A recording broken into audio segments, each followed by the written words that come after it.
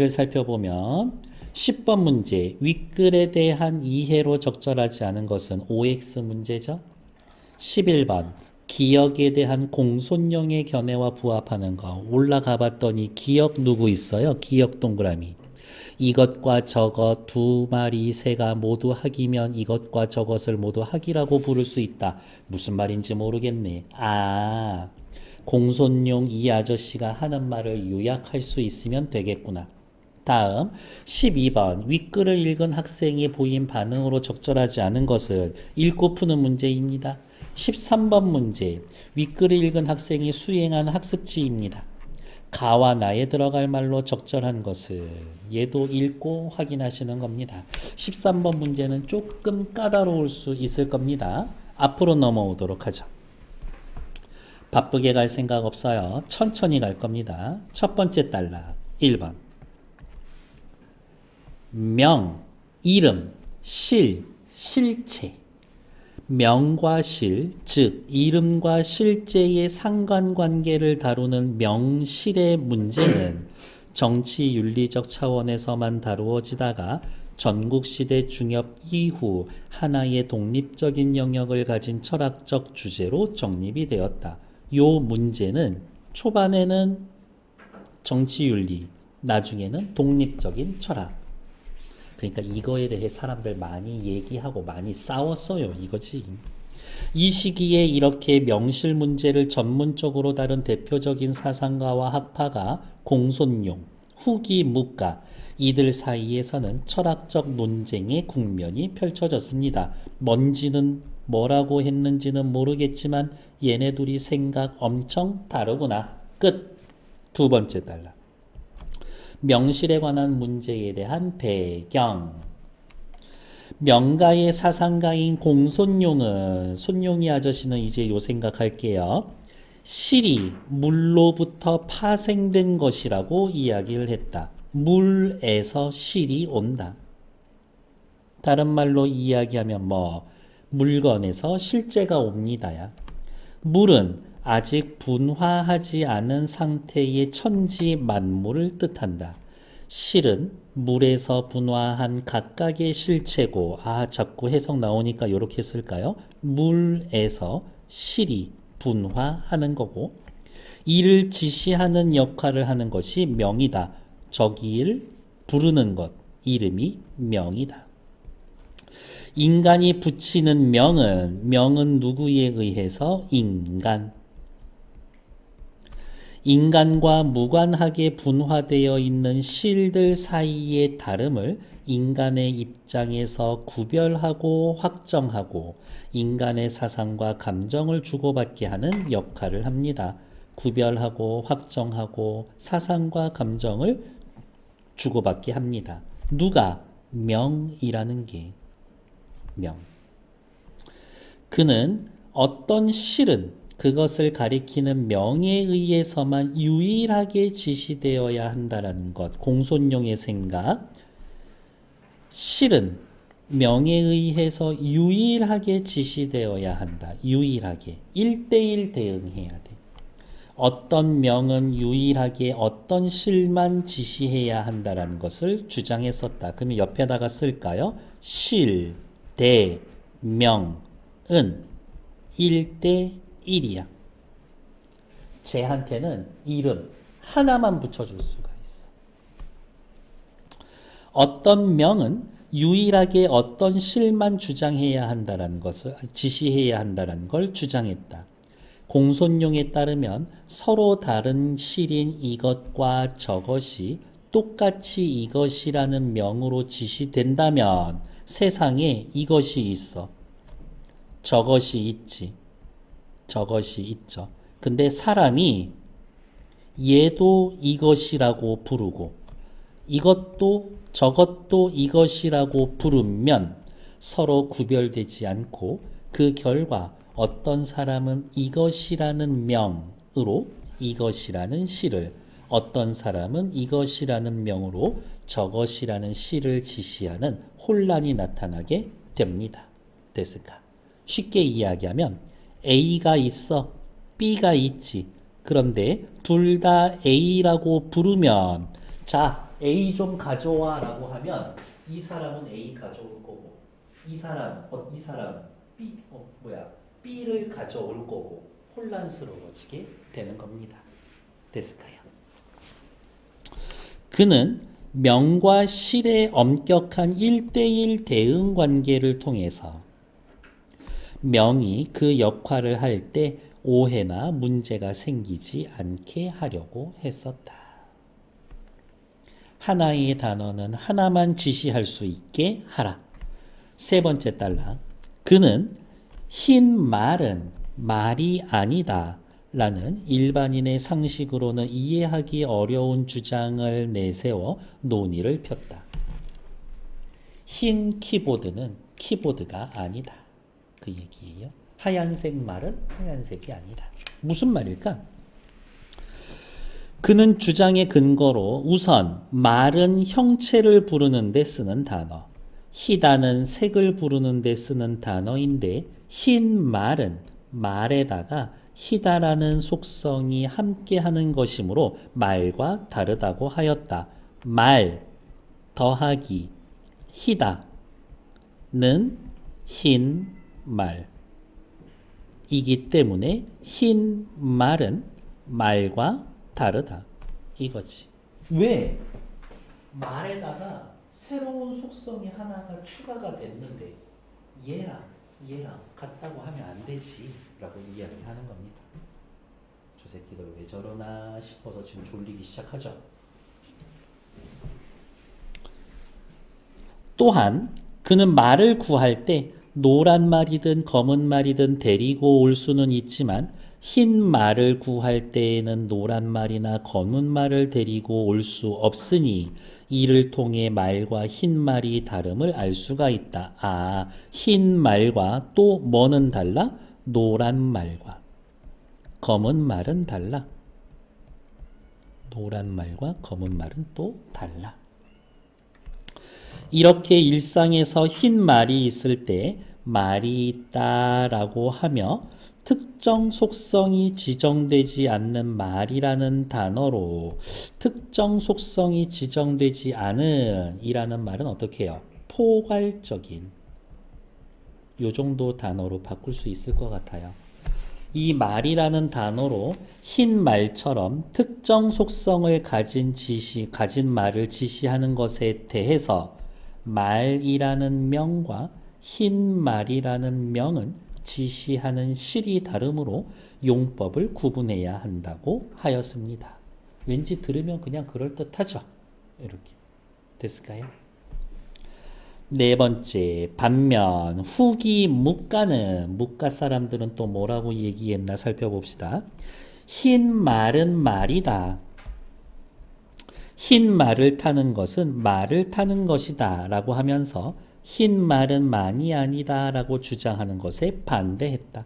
후기 묵가는 어떤 실이 이것이라는 명에 의해 지시되면서 동시에 저것이라는 명에 의해서 지시될 수 있다고 보았다. 정리를 하면 실이 있어. 얘한테 이름 하나 붙여줄 수 있어. 명일. 또 다른 이름 붙여줄 수도 있어. 명이. 이래도 괜찮아. 오케이 이거야. 후기 묵가 저거 뭡니까? 말이요. 정답. 저거 뭡니까? 흰 말이요. 정답. 하나의 실에 두 개의 명을 붙여줬는데 후기 묵가는 괜찮다고 보는 거야. 공손용은 미치겠는 거지. 실은 하나인데 이름이 두 개야? 그건 안 돼! 라고 이야기할 거라고. 흰 말은 말이고 검은 말도 말이지만 흰 말도 말이고 검은 말도 말이니까 흰 말은 흰 말이면서 말이고 이게 중요하네요. 검은 말은 검은 말이면서 말이라는 것이다. 하나의 실에 두 개의 명이 붙을 수 있다고. 즉 흰 말은 흰 말이라는 명과 말이라는 명으로 다시 쓸게요. 흰 말, 실, 흰 말이라는 명1과 말이라는 명2로 검은 말일, 실은 검은 말이라는 명과 검은 말, 명1, 말이라는 명2, 얘네로 지시될 수가 있다. 하나의 대상에 이름 2개 붙일 수 있지. 뭐 어때? 또한 후기문과는 하나의 명이 지시하는 실은 오직 하나뿐이라는 주장에도 반대했다. 그럼 이렇게 쓸 수가 있겠네요. 뭐라고? 실, 대, 명이 1대1이라고 한 이것은 틀려 라고 얘기했을 거라고. 후기명가는 실과 명은 1대1이야. 틀려 라고 얘기했을 거라고. 하나의 명이 서로 모든 다른 지물을 지시할 수 있다고 하면서 이것저것 두 마리의 새가 모두 학이라면 이것과 저것을 모두 학이라고 부를 수 있다라는 예시를 들었다. 근데 공손용어 환장할걸? 저기에 이것 있어. 저기에 저것 있어.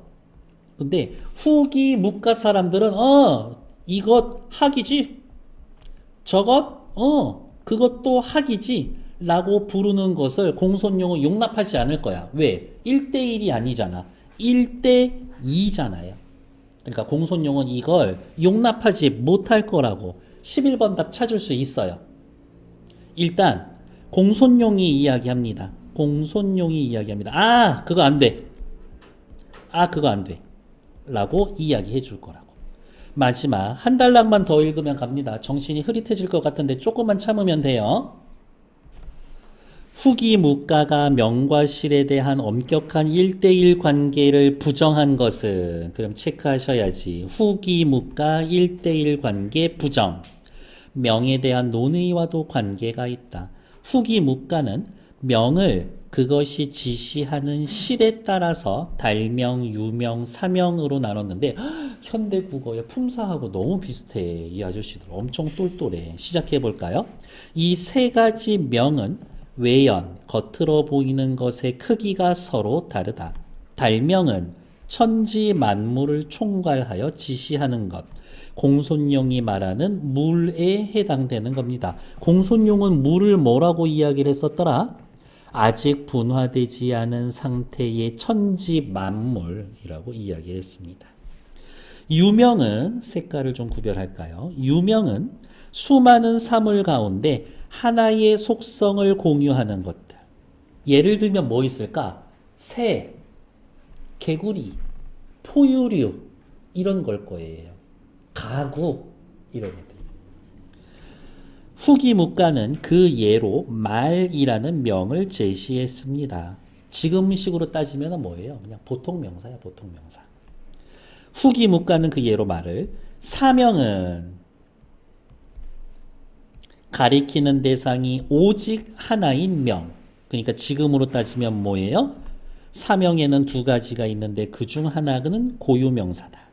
다른 하나는 새라는 유명을 어느 한 마리의 특정한 새를 가리킬 때 사용하는 경우처럼 유명을 단 하나의 개체에만 대응함으로써 만들어진 명이다. 단 하나의 개체만 대응하게 함으로써 만들어진 명.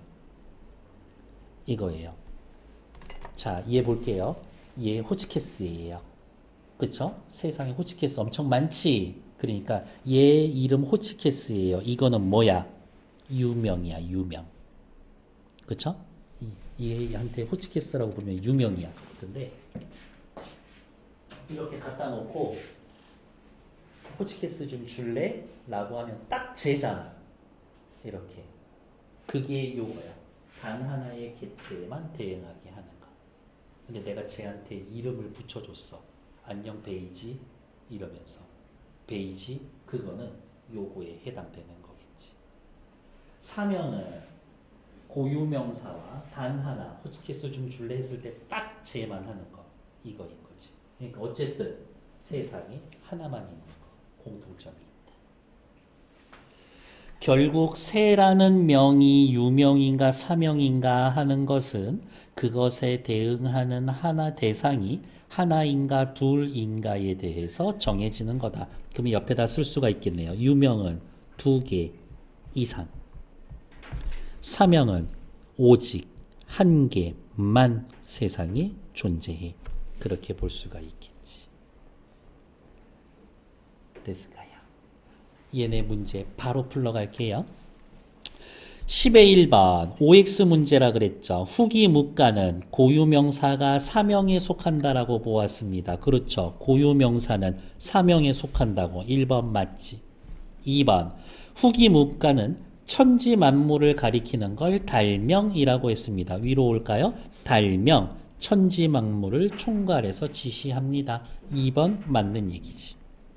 3번 공손용은 분화하지 않은 천지 만물이 각자의 개체로 분화한 것을 실이라고 했습니다. 공손용이 이야기한 거 찾으려 가면 되겠는데 여기 있네요. 실이 물로부터 파생된 것. 물은 분화하지 않은 상태의 천지 만물. 실은 물에서 분화한 각각의 개체. 그러니까 3번 딱 맞는 얘기지. 4번 공손용과 후기 묵가는 전국시대 중엽 이후 명실 문제를 전문적으로 논의했습니다. 전국시대 이런 얘기 나왔었는데 여기 있을까요? 명실 문제를 전문적으로 다루었습니다. 공손용과 묵가. 언제? 위에 줄 전국시대 중엽 이후에 4번 맞는 얘기지. 5번이 틀렸나 본데요. 공손용과 후기 묵가는 수많은 사물 가운데 오직 하나만 있는 대상에는 이름을 붙일 수 없다고? 거짓말하네. 후기 묵가 같은 경우에는 세상에 오직 하나만 이름 붙이는 것, 사명이라고 이름 붙일 수 있다고 했는데, 그래서 5번 틀린 얘기. 밑으로 내올게요. 기억에 대해서 공손용? 야, 얘하고 얘한테 둘 다 학이라고 부르면 이건지 지시하는 게 모호해져. 두 개의 대상에 같은 이름 붙여주면 안 돼. 그 말 찾으면 돼.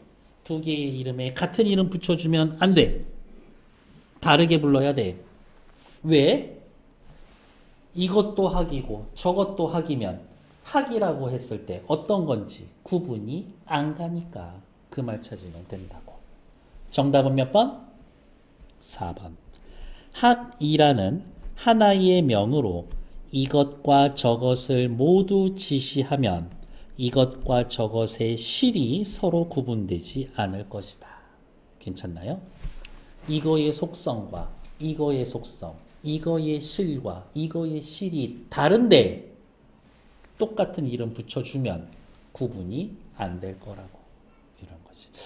저는 이 지문 읽으면서 성급한 일반화의 오류와도 좀 연결시킬 수 있겠다 이런 생각을 해요. 야, 남자애들 다 그래 이런 거지. 이 개체와 이 개체한테 똑같이 둘 다 남자라고 하면은 얘랑 얘랑 분명히 다른 건데 구분 안 해주겠다는 이야기인 거니까. 다음 12번. 12번 문제 엄청 귀여워. 말장난 해놓는 거예요. 옷을 하나 들고 옷장을 보면서 한숨을 쉬고 옷이 없어. 여기에서의 옷은 무슨 옷일까? 내가 입고 싶은 옷이겠지. 네가 들고 있는 그 옷은 뭐니? 옷장 안에 옷이 이렇게 많은데 무슨 옷이 없어? B의 옷과 C의 옷은 어때요? 같은 거예요. 하지만 C에 B가 포함될 거야. 이렇게. 오우씨, 눈 뒤집히고 있어요. 이렇게. 내 말은 옷이라고 하는 일반 명사 얘네가 없는 게 아니라 빨간 옷 하나 콕 찍어서 그게 필요한데 그게 없다라는 말인 거야. 그런 뜻이구나. 살펴보러 가죠. 1번. A라는 명, 옷이라고 지시한 실과 B에서 지시한 실이 서로 다르므로 괜찮죠. 공손용은 명과 실의 1대1 대응 관계가 지켜지지 않다고 보겠습니다. 그렇지. 다른 거를 지시하고 싶은데 똑같이 둘 다 옷이라고 했으니까. A라는 명과 D라는 명이 서로 다른 대상을 지시하고 있다라는 것은 그렇지. A하고 D는 다른 거야. 후기 묵가는 하나의 명이 두 가지의 서로 다른 실을 지시할 수도 있다라는 자신의 주장 뒷받침하는 것 괜찮아.